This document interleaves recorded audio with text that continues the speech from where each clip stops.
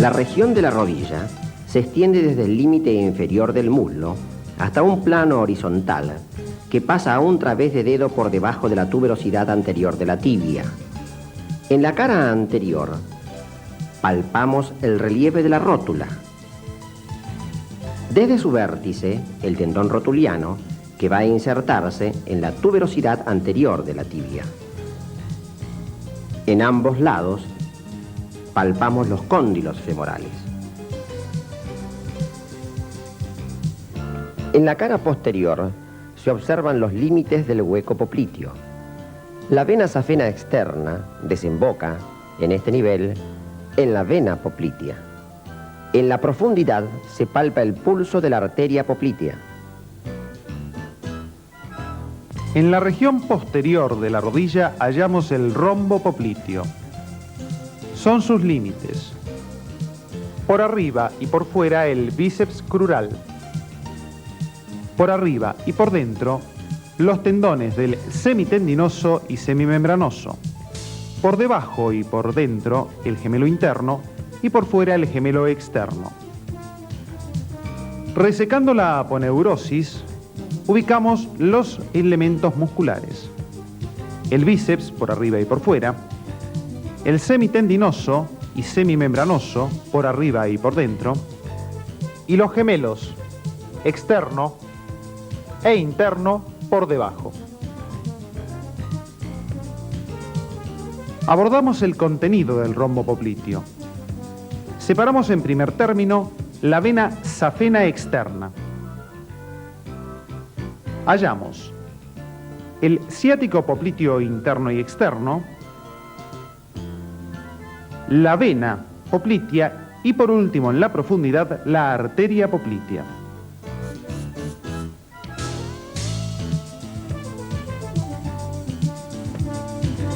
Seguimos el trayecto del nervio ciático popliteo externo,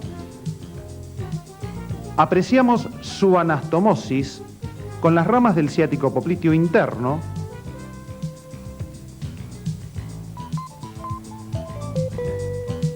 y descendiendo en la preparación, al separar las porciones proximales de los gemelos, descubrimos, en primer término, el accesorio safeno externo. En la profundidad, el nervio ciático popliteo interno. Seguimos su trayecto descendente hasta el anillo del músculo sóleo. La arteria femoral se dirige de adelante hacia atrás, atravesando el anillo de inserción distal del tercer aductor. Aborda de esta forma el rombo popliteo. En la maqueta se ilustran las ramas que la arteria poplitea destina a la articulación. Dirigiéndonos en la profundidad de la preparación, las ramas articulares superiores e inferiores.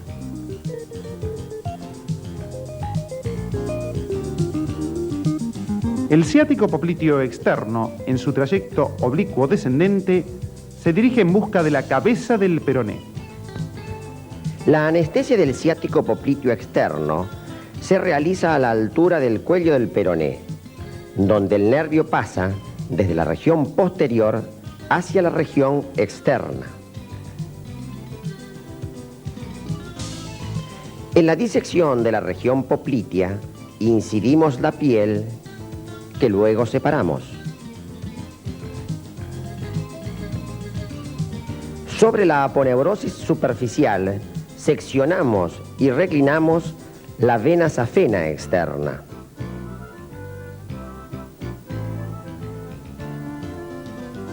Incidimos longitudinalmente la aponeurosis superficial y la llevamos hacia los costados.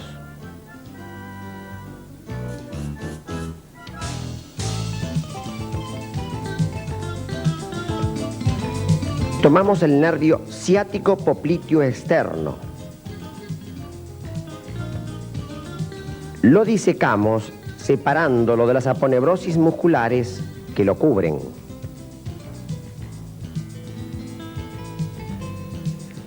Ciático popliteo externo, Lo señalamos. Accesorio del safeno externo o safeno peroneo. Tomamos el nervio ciático popliteo interno, lo reclinamos, nos dirigimos hacia la vena poplitea, la separamos para poder llegar a la arteria poplitea en la profundidad.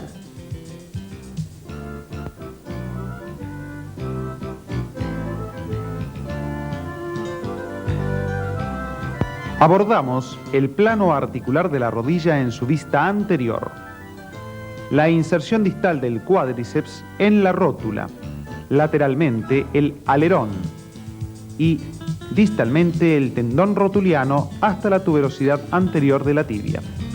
Al descender estos elementos, hallamos la superficie articular de la extremidad inferior del fémur y realizando un movimiento de flexión, ambos meniscos en su vista anterior y el ligamento cruzado anterior.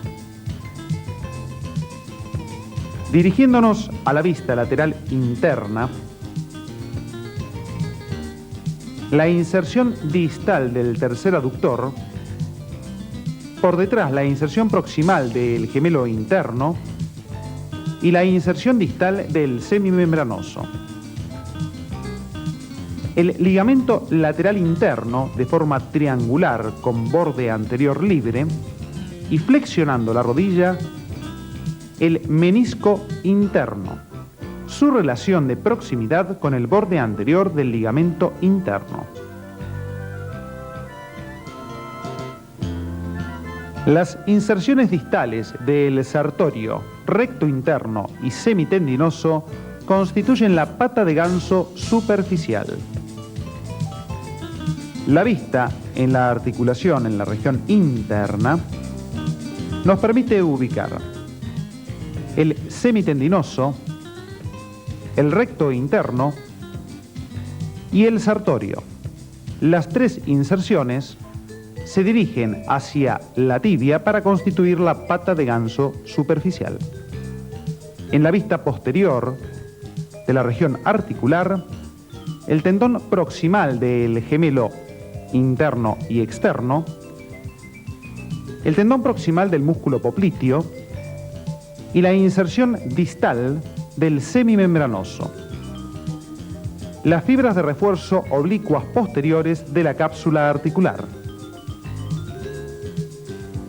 La inserción distal del semimembranoso se realiza en forma peculiar mediante tres grupos de fibras.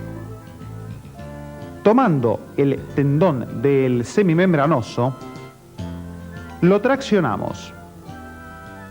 Queda expuesto el grupo anterior, las fibras directas o descendentes y las fibras oblicuas recurrentes, la pata de ganso profunda.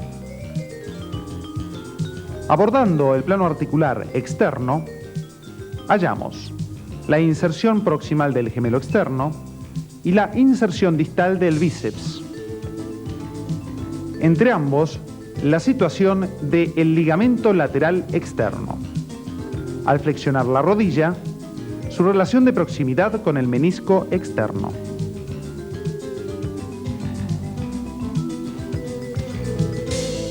La vista posterior articular nos permite descubrir la articulación tibio-peronea superior. Al abrirla, ambas carillas articulares.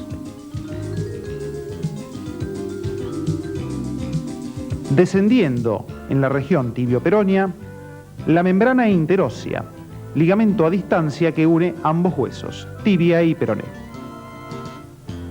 Retomando la vista anterior de la rodilla, el paquete adiposo anterior y al flexionarla, el ligamento adiposo que se dirige al espacio intercondilio. Al realizar la sección de ambos cóndilos de la extremidad inferior del fémur, los separamos. Se expone de esta manera los meniscos externo e interno separados de los platillos tibiales. La sección parasagital de la rodilla sitúa el corte transversal del menisco externo. Los movimientos de flexión y extensión son acompañados por los deslizamientos de los meniscos.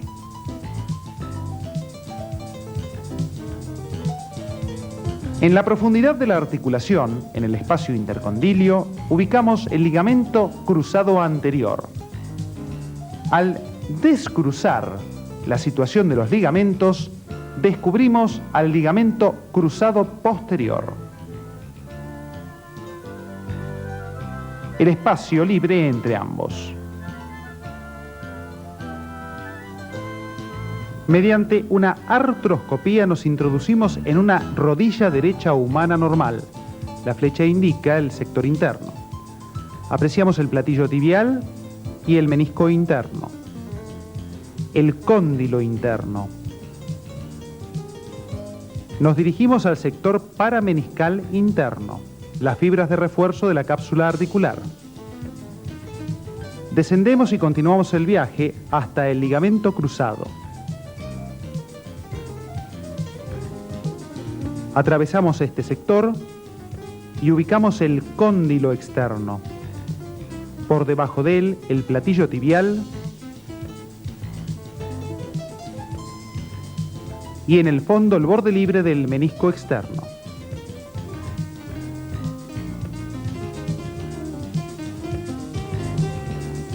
Realizada la reflexión del sistema sinovial, tomamos el cuádriceps y la rótula y los descendemos.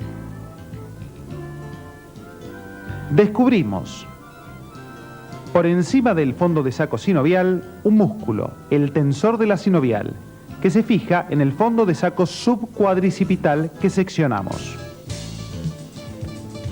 Apreciamos el sector correspondiente a la rótula que ha sido resecada. Descendiendo en la rodilla, la situación del ligamento adiposo que se introduce profundamente en el plano intracapsular. Dirigiéndonos a su vista lateral, la situación del paramenisco, fibras de refuerzo externas. Separándolo, la reflexión sinovial del compartimento inframeniscal.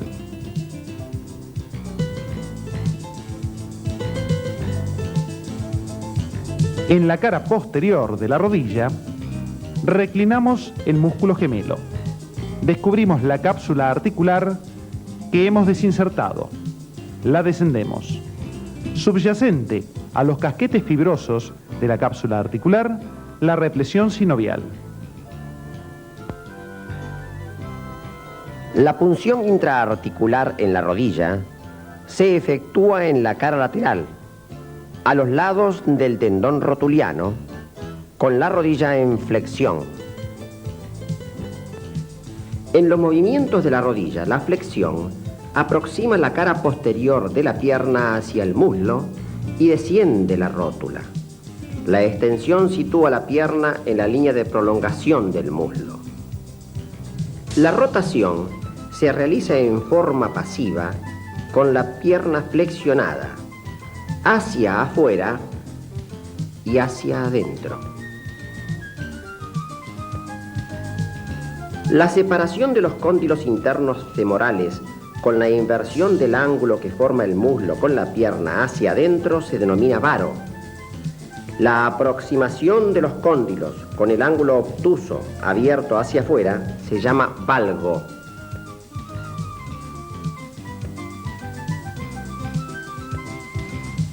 La incidencia radiológica anterior de la rodilla con la extremidad inferior del fémur, la imagen superpuesta de la rótula, la extremidad superior de la tibia y la cabeza del peroné.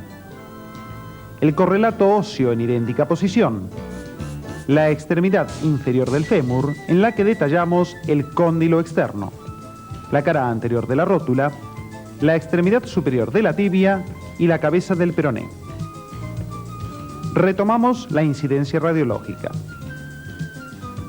En el perfil, ambos cóndilos femorales, el perfil de la rótula, la extremidad superior de la tibia y el peroné.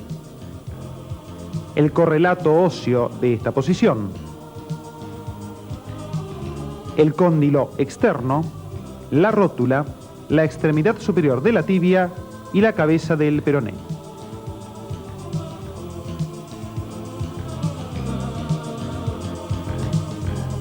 El corte frontal de la epífisis distal del fémur detalla la ubicación y ultraestructura del sistema trabecular.